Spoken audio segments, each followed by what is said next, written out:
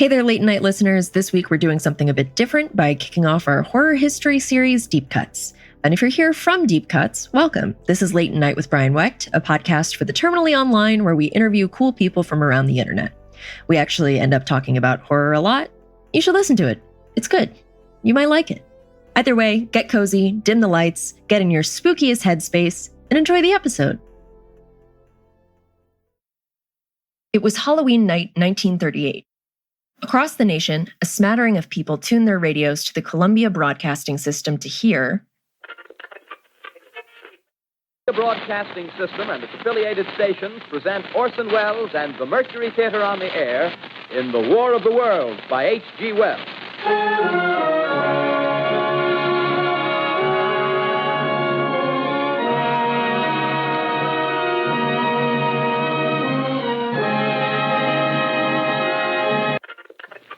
Ladies and gentlemen, we interrupt our program of dance music to bring you a special bulletin from the Intercontinental Radio News.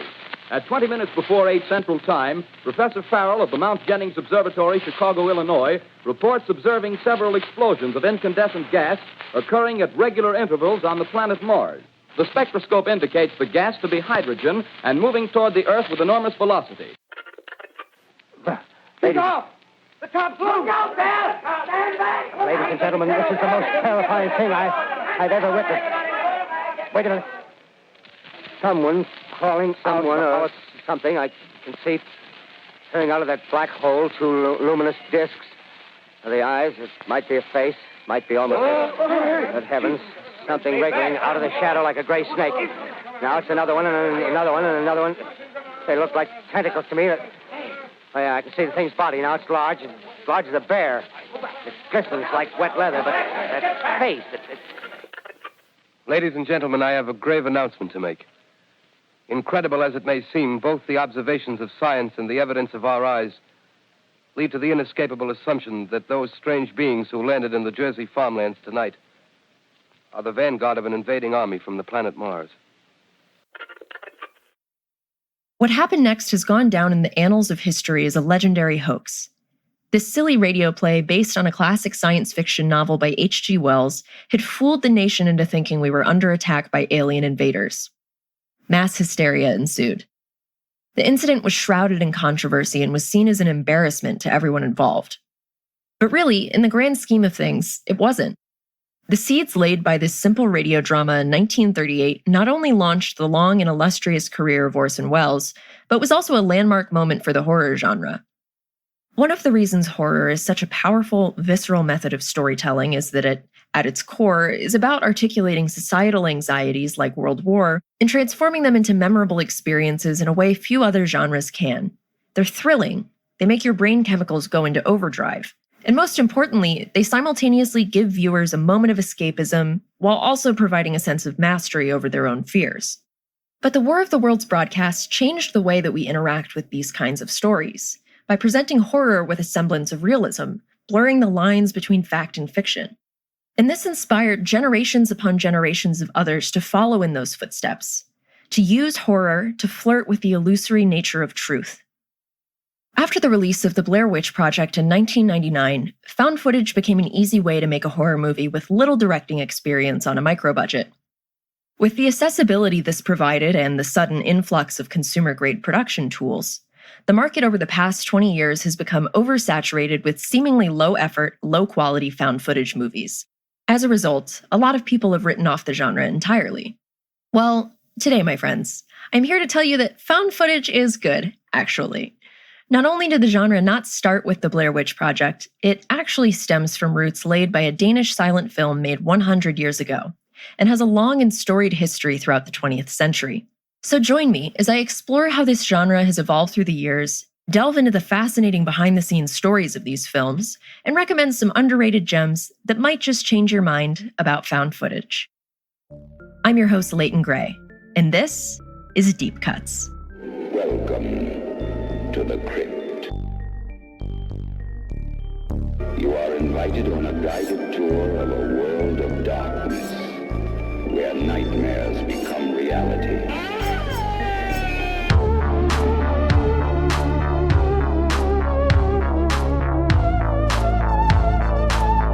Here's Johnny. of that day were to lead to the discovery of one of the most bizarre crimes in the annals of American history. They're coming to get you, Barbara. What's your favorite scary movie?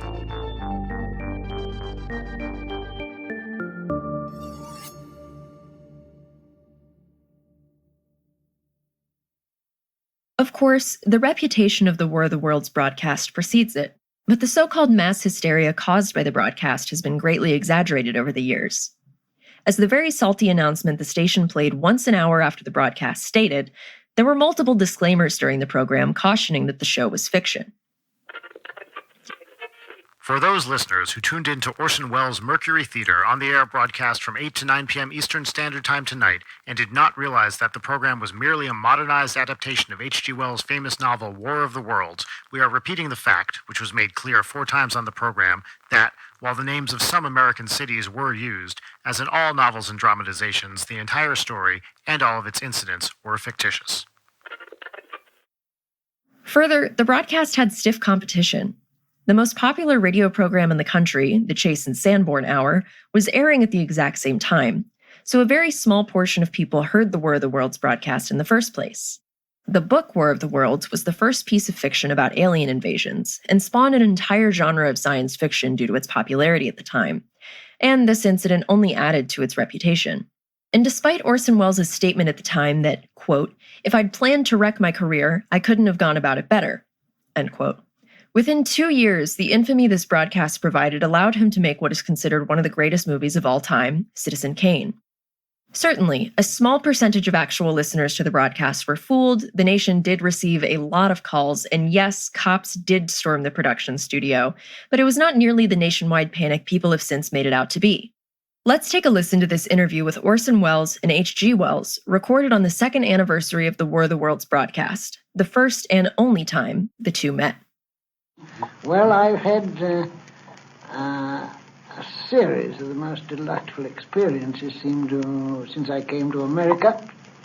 But the best thing that has happened so far is meeting my little namesake here, Orson.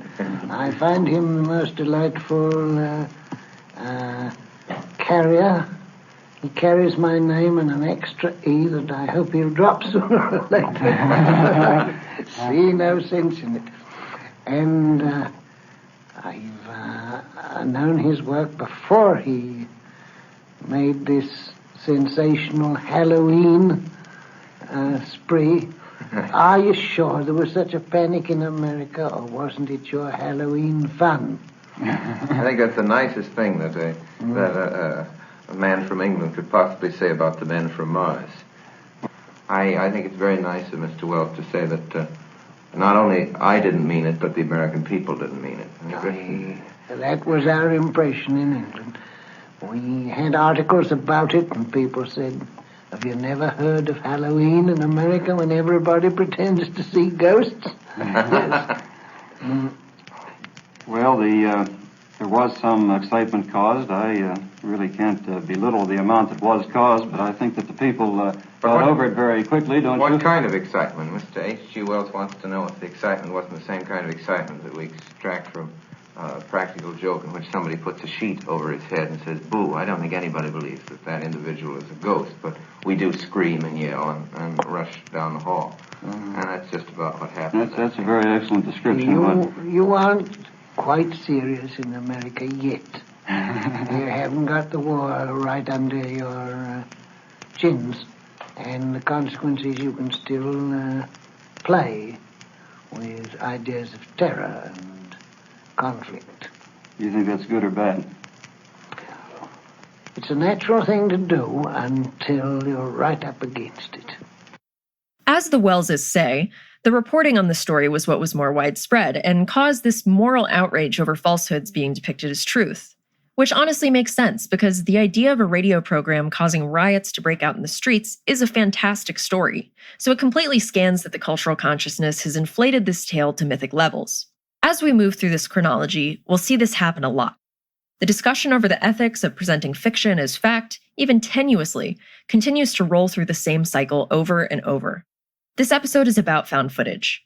but it's also about the nature of controversy and how that controversy propels and organically markets these stories in a way that just doesn't happen with other media.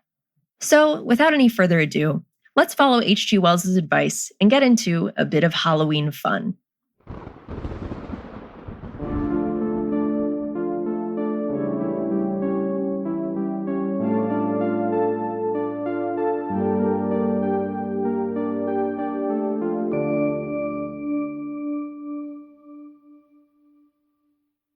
Nanook of the North, a 1922 silent film by American director Robert Joseph Flaherty, is commonly credited as the first feature-length documentary. The film follows the struggles of an Inuit family attempting to survive the unforgiving climate of the Great White North. The movie was a commercial success and to this day is considered one of the greatest documentaries of all time. But while Flaherty was capturing snapshots of daily life in the Canadian Arctic, across the world in Denmark, a filmmaker by the name of Benjamin Christensen was poring over occult books. On a trip to a Berlin bookshop, Christensen discovered a copy of the Malleus Maleficarum, a comprehensive text covering the history of witch hunts and demonology. This sparked an obsession. He spent the next 2 years exhaustively researching witches and synthesized his 60 primary sources into the first true docudrama, Hexan, Witchcraft Through the Ages. The black and white silent film combines educational explanations of history with live-action dramatizations of the topics covered. While not found footage in the traditional sense, I consider it to be foundational to the found footage subgenre due to the groundbreaking combination of horror and documentary that would inspire later filmmakers to fuse the two to create horror mockumentaries. Hexan was the most expensive Scandinavian silent film ever made, at 2 million Swedish kroner, and it shows. The movie utilizes stop-motion animation, historical wood etchings, innovative reversals of footage, genuinely impressive practical creature effects, special effects makeup, and elaborate costumes. Double exposure techniques are used to represent ghosts leaving their corporeal bodies, with one particularly striking sequence showing witches flying through town and into hell on broomsticks and tridents. All narration is of course presented through text, and each cut back to the footage feels shocking, adding to the unsettling atmosphere. Different prints of the film have included a variety of classical pieces, one even including a narration by William S. Burroughs. Honestly, the movie is striking even today.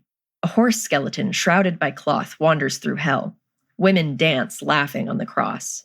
Women are not only naked, but have sex with demons. They feast on dead babies that they hoist by their ankles. Women literally kiss Satan's fetid ass. So, perhaps unsurprising, considering a 2020 movie that showed Satan getting his salad tossed by a bunch of elderly women would cause an outcry, Hexan was promptly banned in many countries for gore and, quote, depictions of sexual perversions. One critic argued that even showing it in the, quote, enchanted world of the movie theater, end quote, was totally obscene and that it should instead be locked up away from public view. Worth noting is that there's a piece of imagery that's repeated several times in Hexan, one of the devil rapidly churning butter while watching naked women. And yes, it looks as sexual as you're imagining. And it's not just included to be a dirty joke either. Butter and milk were cornerstones of medieval diets, and women were relegated to milking and churning to produce it. But more than that, butter and milk represented a person's material and mortal wealth, going as far as to be conflated with one's personal happiness. So there was this idea that if you were taking butter from other people, you were really taking their happiness. And a so-called devil's milkmaid was a woman who was blamed for using sorcery to steal the milk from neighbors' cows and have all the butter to herself. It's indicative of the witch hunt mindset that women were blamed for a natural side effect of poverty, poor health, and harsh conditions, and this is precisely the point that Hexan seeks to make. Remember Robert Eggers' 2015 film The Witch, or, the Vivitch? It's more fun to say. Anyway, Eggers has gone on record saying it's directly inspired by Hexan. And then there's the famous line uttered by Black Phillip. What dost thou want?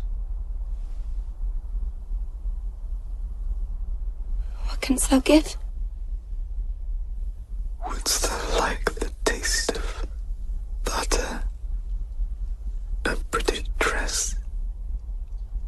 Wouldst thou like to live deliciously? It's not just because, butter is good and we all like it, but it's a representation of Thomasin choosing to take her happiness and freedom by force. All of that to say that the influence of the movie isn't just so enduring due to the genre-defining format. The strength of it is based in research and the strong symbolism and themes throughout. So when we talk about a piece of media being timeless, that's usually what it comes down to. When there's a humane core to a piece of cinema, people will always be able to relate to it. And speaking of which, and getting a little bit nerdier about film history in general, the extreme and emotionally raw close-ups of old women in Hickson also inspired director Carl Theodor Dreyer to incorporate them into his own work, most notable in his classic The Passion of Joan of Arc, 1928, which in turn has influenced countless filmmakers. Hickson is absolutely worth checking out, and I'll discuss its relevance more later when we get to talking about the Blair Witch. And if you want to see it, Hickson is public domain, so you can watch the whole thing on YouTube. There are a few more cultural stepping stones that set the stage for future found footage films, so let's touch on those a bit.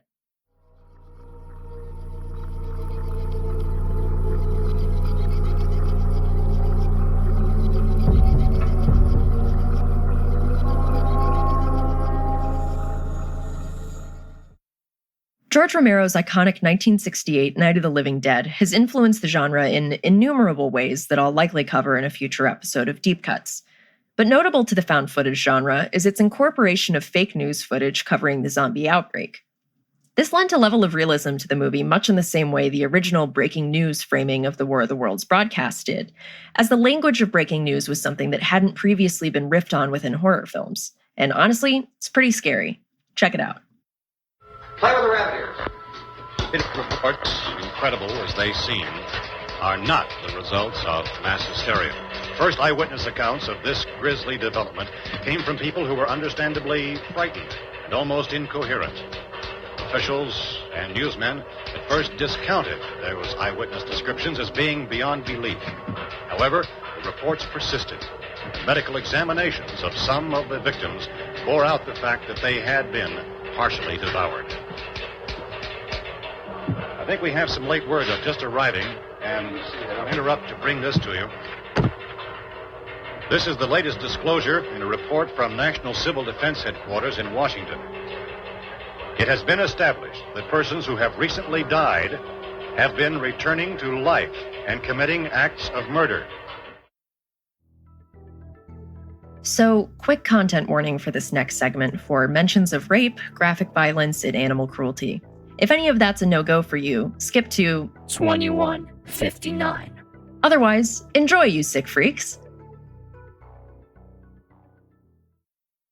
Mondo Cane, Italian for A Doggish World, was a 1962 documentary about various shocking cultural practices from around the world that launched a new genre, the shockumentary, often referred to as Mondo movies. These movies simply contained a series of vignettes with little to no narrative, such as a woman breastfeeding a piglet or dogs being slaughtered for food. Unlike a true documentary, the intent isn't to educate, it's to provoke. As you can probably imagine, many of these Mondo films that are focused on non-Western cultures are wildly racist, misrepresentative, and ethnocentric. Later, I guess less racist iterations in the genre include the more infamous shock series Faces of Death and Traces of Death. Nearly 20 years after the release of Mondo Cane, Italian director Ruggero Deodato was inspired by this shockumentary style of filmmaking, finding it a ripe opportunity for the horror genre. And so, in 1980, Deodato released one of the most controversial films of all time and the first proper found footage movie, Cannibal Holocaust.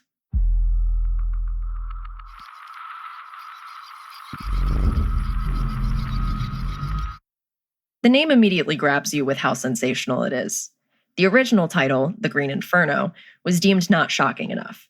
Of course, Eli Roth later used the name in his 2013 soft remake of the movie where, a bunch of SJWs get owned in the rainforest for wanting it to get conserved or whatever. I'm kidding.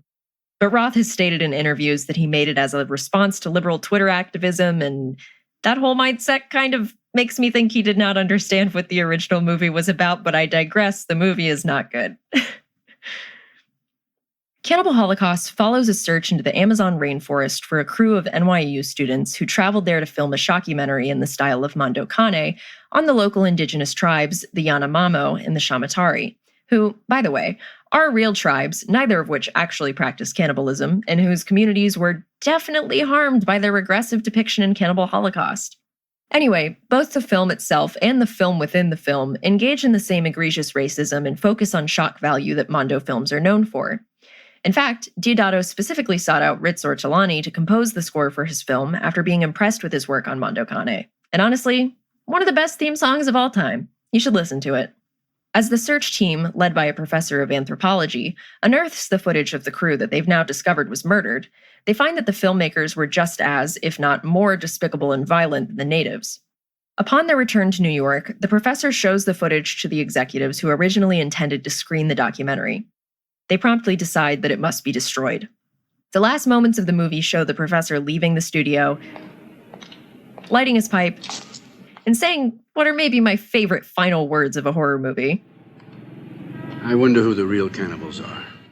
With a small budget of $200,000, equivalent to about $400,000 now, about the budget of Napoleon Dynamite, Deodato was inspired by the cinema verite movement, a style of documentary filmmaking that places a heavier focus on the filmmaker in the presence of the camera, rather than just quiet observation. This led to him foregoing his typical Steadicam and instead use a camera held on the shoulder along with shaky movements. And thus, the signature low-budget, shaky cam, handheld style of modern found footage was born. Considering that it's banned in 50 countries, Cannibal Holocaust is a family-friendly romp with something for everyone. Amputations, castration, cannibalism, obviously, a woman impaled on a pole from her ass to her mouth, rape, gang rape, more rape, people burning alive, bone thrones, an abortion, decapitation, and perhaps most famously, 7 counts of real-life animal abuse. These include a coati killed with a knife, a tarantula and a boa constrictor chopped up with machetes, 2 squirrel monkeys decapitated so as to eat their brains, and a pig shot in the head at point-blank range.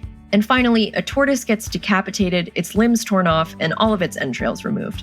The turtle scene lasts for a gratuitous 1 minute and 8 seconds, with lots of slimy close-ups and swelling music. It's difficult to watch, to say the least, and genuinely one of the more disturbing things I've seen. All of that to say, Cannibal Holocaust has earned its controversial reputation. 10 days after a successful premiere in Milan, the film was seized by the Italian courts under obscenity laws. Then the courts took it a step further, and completely convinced by the special effects in the film, charged Deodato with murdering 4 actors on camera. If convicted, he faced life in prison. Prior to filming the movie, he required his then mostly unknown American actors to sign a contract. The first clause stated that the actors were required to drop out of circulation for 1 year, disappear from the film world, have no contact with other producers, and they couldn't be involved in any other films or commercials. Deodato fully admits that he did this in the hopes it would lend the credibility of the film. Of course, he didn't expect to be put on trial for murder. Because all of the actors, save for a few, were across the globe and now contractually flying under the radar, it was difficult to track them down. But they were found relatively quickly. Further, the court was so convinced by the effect of the woman impaled on a stake that Deodato had to fully break down the effect, again, in court. It was accomplished by having the costume designer for the movie sit on a bicycle seat while balancing balsa wood in her mouth. She was then covered in blood. Deodato remarked that he was impressed she was able to stay so still. Thus, Deodato's name was cleared, for the murders at least. Still facing charges of obscenity, Deodato required a team of 7 lawyers to defend him. Ultimately, he received a suspended sentence for 4 months, a $300 fine, and the film was permanently confiscated and banned from selling abroad. Of course, Deodato continued to sell copies of the film across the world illegally, and it became popular and very bannable internationally. In fact, it was the second highest grossing movie in Japan in 1983, right behind E.T. the Extraterrestrial. Great double feature there. But that illegal sale of Cannibal Holocaust in the United Kingdom ended up being so popular that it kicked off a nationwide moral panic about video nasties, which I'm going to take a moment to tell you about now.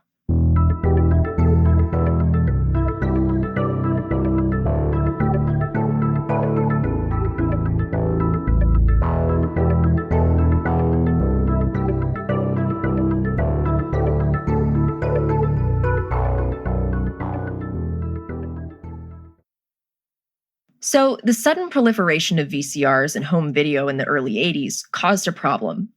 Major studios didn't want viewers to watch their releases at home due to fears that it would hurt box office numbers. In fact, in a 1982 hearing on whether home video should be illegal, head of the MPAA, Jack Valenti, stated, quote, "The VCR is to the American film producer, as the Boston Strangler is to the woman home alone," end quote. Okay. With the major studios clearly not on board, People adapted, and the VHS market was flooded with whatever distributors could get their hands on for cheap. So softcore porn, indie films, and especially obscure horror and exploitation flicks, with some of the earliest bestsellers being I Spit on Your Grave and Sam Raimi's classic, The Evil Dead. And because VHS rental was such an emergent market, there were almost no regulations on the content. Think of it like pre-Hays Code Hollywood, the anything goes period in the 30s before the MPAA was established, where the new phenomenon of talking pictures could get away with sex, drugs, violence, swearing, and God forbid, strong female characters. In short, videocassettes were so new that people didn't even know they had pearls to clutch about it. And with no big Hollywood celebrities to hawk, distributors had to resort to promoting their movies by being as sensational as possible. Distributors like Go Video hacked together crude cover art of gore, demons, decapitated heads, heaving bosoms, and the like, along with titles like The Erotic Rites of Frankenstein and SS Experiment Camp. They advertised their tapes in the backs of magazines with much the same treatment. So when distributor Go Video got their hands on the rights to Cannibal Holocaust, they were stoked. What could be more attention-grabbing than a title like that? Of course, a lot of things. So to drum up some controversy, and thus media coverage, Go Video decided to hit up infamous conservative activist and crusader against obscenity, Mary Whitehouse. They wrote an anonymous letter complaining about how disgusting this awful, despicable movie Cannibal Holocaust was, and they helpfully included a screener of the tape for Whitehouse's viewing pleasure. And the ploy worked. Just a little too well. Sure, the tapes were suddenly flying off shelves, but this exposure became the linchpin for the UK's campaign against so-called video nasties. Several years later, the cover art of the tape, featuring a heavy, quote-unquote, savage eating human flesh, it would be used to prop up the Daily Mail's Ban the Sadist Videos campaign that ran with the headline, and this is real, quote, the rape of our children's minds, end quote. Parliament member Graham Bright even claimed, if anyone can stand up and defend the sort of horrific scenes that I have had to see and other members of Parliament have had to see, I believe they're living in a different world to that world that I live in. I believe that research is taking place and it will show that these films not only affect young people, but I believe they affect adults as well. So be careful, kids. Don't let your dog catch you watching A Nightmare on Elm Street, or they will come to you in the night and feast on your soft cartilages.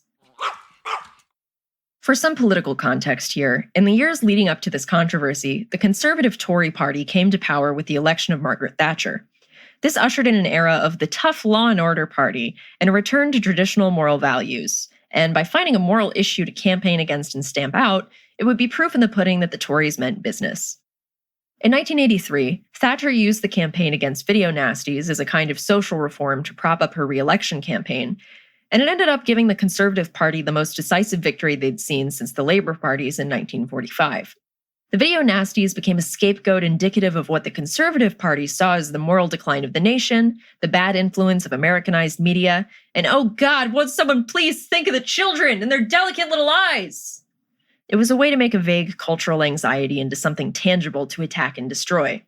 This led constabularies, especially the very Christian-aligned Greater Manchester Police, to raid video shops and seize any tapes that seemed obscene or suspicious. They were pretty indiscriminate about their choices and pulled anything that raised an eyebrow, once seizing a copy of Dolly Parton's musical The Best Little Whorehouse in Texas and Sam Fuller's wartime drama, The Big Red One, thinking that both were pornos. Because there seemed to be no rhyme or reason to these decisions, retailers asked for some form of warning about what content and titles were in violation of the rules. And so, the Director of Public Prosecutions released the now infamous list of 72 films they believed to violate the Obscene Publications Act of 1959, as well as 82 other films that they probably couldn't prosecute, but that could still be confiscated under less severe charges. The DPP list of video nasties is an awesome watch list for any fan of horror. Along with Cannibal Holocaust, it includes a lot of really great stuff, like The Last House on the Left, Dario Argento's Tenebrae, Lucio Fulci's The Beyond, Night of the Living Dead, Dawn of the Dead, Friday the 13th, The Hills Have Eyes, The Thing, The Texas Chainsaw Massacre, Extro, and probably my favorite movie ever, Possession, 1981. It's pretty telling that the list includes some of the most innovative and classic pieces of horror cinema. They were so inherently transgressive that the government felt the need to get rid of them. And that's art, baby. Pretty much all of these bans were later reversed, allowed to be released with cuts made, or unable to be prosecuted. And that's the story of how the first found footage film about cannibals in the jungle led to a huge political overhaul in the United Kingdom. Isn't that wild? I'm someone who was once called a harvester of sorrow, and am generally just an embarrassing edgelord. So I often go into overhyped controversial movies expecting to be underwhelmed. I went into Cannibal Holocaust with low expectations, and I have to say, it's as disturbing as everyone says it is. Full stop. It was made 40 years ago, and it's still wildly upsetting with convincing effects that absolutely hold up. I recommend it as a piece of film history, and if you're in the mood for something depraved, but if you're at all squeamish, I'd definitely stick to reading the Wikipedia plot synopsis for this one. You'll get the point. The next 9 years were quiet on the found footage front, until an American director named Dean Aliotto set out to make what he described as the War of the Worlds on videotape. We'll be back after the break. Do you ever feel like you don't have enough teeth? Have a few too many dreams about all of them coming loose and crumbling out of your mouth while you're talking to your crush, and also you have to take a test that you haven't studied for even though you've been out of school for 20 years? Well, we have the product for you. Toothly is a premium subscription box that delivers fresh teeth directly to your doorstep on a monthly basis. Are they real? Are they fake? Who knows? That's what you're paying the premium for. It's all a part of the Toothly mystique. Now I know what you're thinking. But Leighton, why would I need more teeth than I already have? Well, first of all, don't sass me. Excess teeth have plenty of practical applications in our modern world. Need something more interesting than boring old rice to throw as the happy couple leave the chapel? Why not toss up a handful of teeth for a fun surprise? Did your kid lose a tooth? Why leave them with cold hard cash when you could leave them with some cold hard teeth instead? That'll put the fear of God in them. Listen, in these uncertain times, we have enough to be stressed out about. Anything that makes our lives easier right now is a welcome reprieve from the relentless terror of daily existence. And you know what makes life easier? Just a whole metric fuck ton of human teeth. So with promo code, Leighton Night and Deep Cuts listeners can get 32% off their order. In honor of the 32 teeth in the adult human mouth, of course. So be sure to hop on over to Toothly. Oh, fuck. Oh, God, my teeth. My teeth! I guess I need to renew my subscription to Toothly. The year was 1989. Ufologists across the country were baffled by a rare, mysterious videotape that was circulating through the community. Referred to as the McPherson tape, the 45 minutes of distorted home video depicted a children's birthday party interrupted by a power outage. Upon investigation, the family members come across a downed alien spaceship and capture footage of small gray aliens. The family is terrorized until their home is invaded and they're seemingly abducted. The tape ends.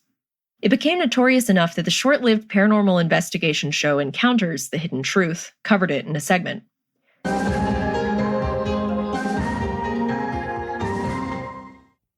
It's easy to understand why people would enjoy hoaxing UFO encounters. What isn't easy to understand is the way they do it. Our UFO hoax hall of shame is full of cases in point, and we admit, even we were fooled. When I first ran across the tape, I was invited over to a friend's house who said he had a very interesting UFO abduction tape. Tom Dongo is a top UFO researcher and author based in Sedona, Arizona. He believed the tape was genuine. I was stunned, shocked by what I saw. I felt that the tape might be real because it fit in very well with so many UFO alien incidences that I know of. It fit very well, in fact, almost too well. I thought no one could fake something like that. After spending 3 months checking with UFO researchers worldwide, Dongo was unable to find anyone else who had seen the video, and he was unable to locate another copy. It began to seem even more obvious to me that possibly it was an entirely authentic video, and someone, namely possibly the government, was trying to grab all the copies that were out there. Funnily enough, despite the director revealing that it was a found footage movie he made on a budget of $6,500 with the aliens played by little girls in masks, some UFO enthusiasts insisted it was part of a campaign of disinformation against the UFO disclosure movement. I have been studying UFOs for 42 years, and I've got a pretty good track record. Retired U.S. Army Colonel Don Ware spent his career working closely with military intelligence. I thought that it did not have the appearance of being a scripted production. because everybody was talking at the same time and you couldn't understand half of what they said. They gotta come through the house to find him, okay? But when that gives us... gotta come through the house to find 5 more minutes! The people on camera did express a great deal of emotion. If they were actors, they ought to get an Oscar or an Emmy. While this does sound pretty ridiculous, people were so unfamiliar with this style of filmmaking at that time that they didn't have reason to believe it was a work of fiction. A bootleg copy of the original tape, which was mysteriously destroyed in a fire. Ooh.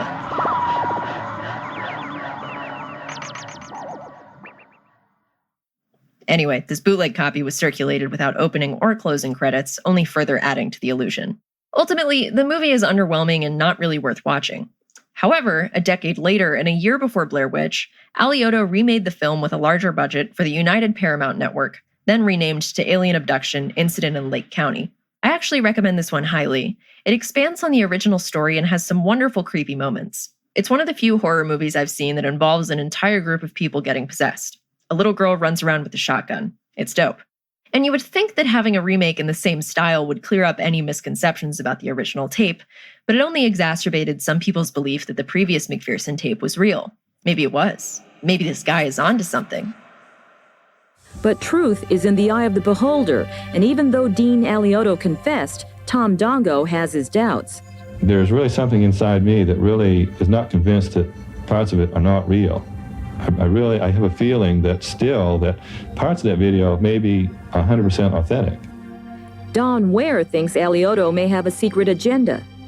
I am not convinced the thing is a hoax because I know that our government policy is to insert disinformation into every major UFO case or released a document. On Halloween night, 1992, at 9 p.m., BBC One aired a live broadcast of a paranormal investigative team searching a North Holt home after reports of a spirit banging on the pipes.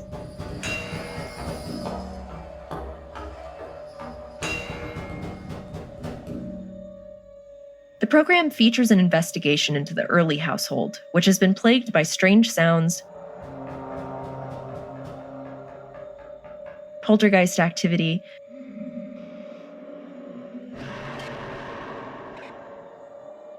and the presence of a ghost the young daughters have nicknamed Pipes.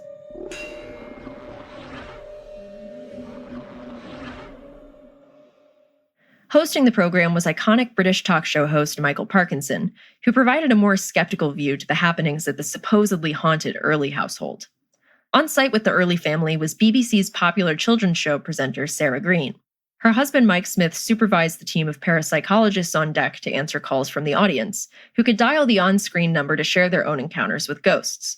11 million viewers, many of whom were children, tuned in for the live broadcast. But Ghostwatch wasn't live, and it wasn't real either. Though the program was preceded by a warning that the following was a work of fiction, many viewers took the events of Ghostwatch at face value. Many have probably missed that warning in the first place and tuned in halfway through. It might be difficult to imagine in the age of social media, but at the time it caused a huge controversy that ultimately led to the death of a teenager. Essential to the verisimilitude of the broadcast is an understanding of why viewers accepted it as truth in the first place. The BBC in 1992 was a bastion of classy and impartial reporting and nearly universally viewed by the population of the UK. Even the writer of the program, Stephen Volk, acknowledges that the public trust in the BBC brand was essential to the effectiveness of the program. He says that had the special aired on Channel 4, for example, it would not have been nearly as effective. Allow me to give a brief summary of what occurs in Ghostwatch. There's a certain jocular, skeptical tone to the beginning of the broadcast. The presenters play pranks on each other and joke around as they delve into the strange occurrences at the Early home. The first 45 minutes are uneventful as the presenters try to puzzle out what could be causing the haunting. As the story progresses, things begin to unravel. Viewers call into the line to report sightings of Pipes the Ghost in the footage and poltergeist activity manifesting in their own homes. Sarah Green is dragged off screaming into the cupboard where Pipes, the child molester, supposedly lived. The program closes with the cops arriving at the Early household and the cast fleeing the studio as Pipes wreaks havoc, exploding lights and ultimately possessing Michael Parkinson, who addresses the camera in the ghost's voice. This camera's, but I don't know which one's working. I mean, there are no no cameramen. I mean, it's difficult to know, even if anybody's still with us, but if they are, this is the scene in this studio, this totally deserted studio. Good. Autocue's working. Round and round the garden like a teddy bear.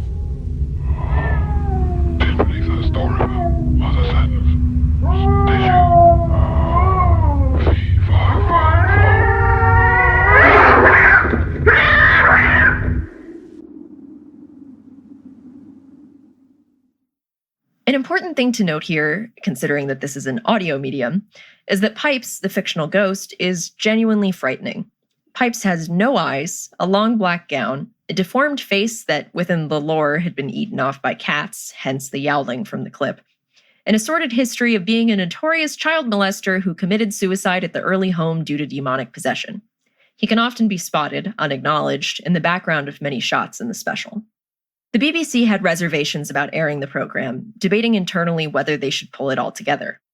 They went forward, and soon their worst fears about the broadcast would be confirmed. The BBC and papers across the country were inundated with calls from outraged parents, condemning the broadcast for duping the public. Tabloids pounced on the opportunity to go after the BBC with claims of exploiting children and lying to the public. It was a disastrous embarrassment. The very real psychological effects of the broadcast on children only compounded the controversy. 2 cases of 10-year-old boys being diagnosed with PTSD in the wake of the broadcast are recorded, with one reporting distressing symptoms of, quote, banging his head to remove the thoughts of ghosts, end quote. They required him to be committed to an inpatient unit for 8 weeks. These were the first ever recorded cases of a television program causing PTSD, with several other cases purportedly caused by Ghostwatch cropping up in the years to come. Children weren't the only ones affected. Adult viewers reported sleeping with the lights on. One viewer, who was 25 years old at the time, says, quote, I felt literally sick with fear, standing in the corner of the room, peeking out between my fingers, thinking, all my life I wanted to see a ghost, and now there's one on the fucking TV. 2 thoughts raced around my head. Was it only me who was seeing this? And worse, could Pipes see me? End quote. But this was far from the worst of it. For days after the broadcast, Martin Denham, a neurodivergent 18-year-old factory worker with a mental age of 13, was obsessed with Pipes the ghost. He became terrified of the noisy Pipes in his own home. On November 5th, 5 days after the broadcast, Denham hanged himself from a tree. The suicide note found in his pocket simply read, Mother, do not be upset. If there is ghosts, I will now be one, and I will always be with you as one. Love, Martin.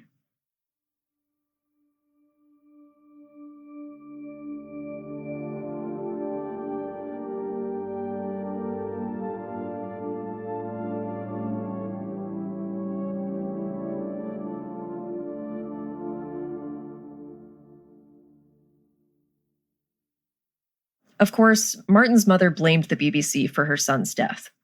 Denham's parents worked with the Broadcasting Standards Commission to scrutinize the BBC's approach to airing such disturbing content. The BSC ruled that the broadcast was wildly irresponsible and forced the BBC to issue a formal apology. The power of Ghostwatch lies in how it was presented, through live television. As philosopher Martin McLuhan posits, the medium is the message. Had the special been presented explicitly as fiction or, say, released on DVD, we wouldn't be sitting here talking about it 30 years later. So many of the most effective elements of the program boil down to exploiting the way we interact with the language of broadcast television, such as the call-in line, the suggestion that the live viewing audience had created a national seance, and the clever gaslighting of the viewer by repeatedly showing the ghost in backgrounds of shots and then replaying the footage without him there.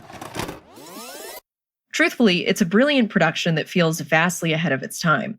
For those interested in checking it out for themselves, it's available to watch for free on archive.org. I can't recommend it enough. Ghostwatch was aired on the BBC just once and never again on British television due to it being promptly banned for a decade.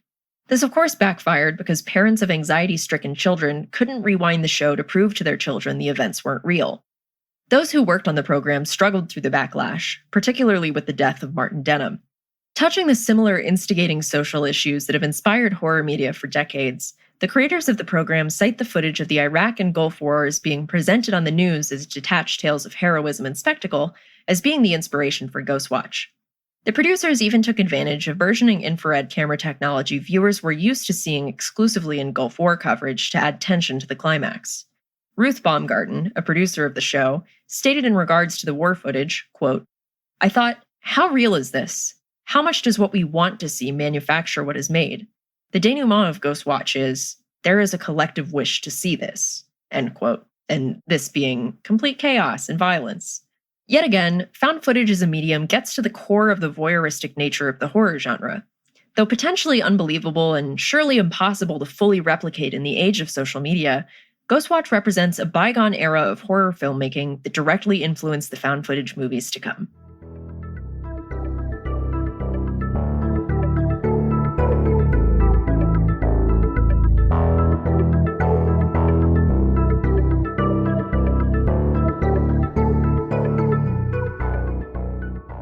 Thus far, we've talked about aliens, cannibalism, more aliens, and corrupting our poor dogs with horror, so now feels like a good spot to wrap up before we get into the meat of this story. Tune in next time for more behind-the-scenes stories of lesser-known found footage movies and a very, very deep dive into the production history and cultural ramifications of the Blair Witch Project. So, Jesus, what was that? Oh, okay. It was my dog. Maybe. Anyway, bye everyone, and thanks for joining me on this episode of Deep Cuts. See you next time. Deep Cuts is a Late Night podcast, written and hosted by Leighton Gray and produced by Jarek Centeno, with music by Brian Wecht, Jarek, and Leighton. For sources, transcripts, and info on where you can watch the movies I talked about in this episode, you can visit the link in the description. You can find us on Twitter at Leighton Night and on Instagram at Leighton_Night. If you want to hear minisodes, sneak peeks for future episodes of Deep Cuts, videos, and more, you can subscribe to our Patreon at patreon.com/LeightonNight. But no pressure.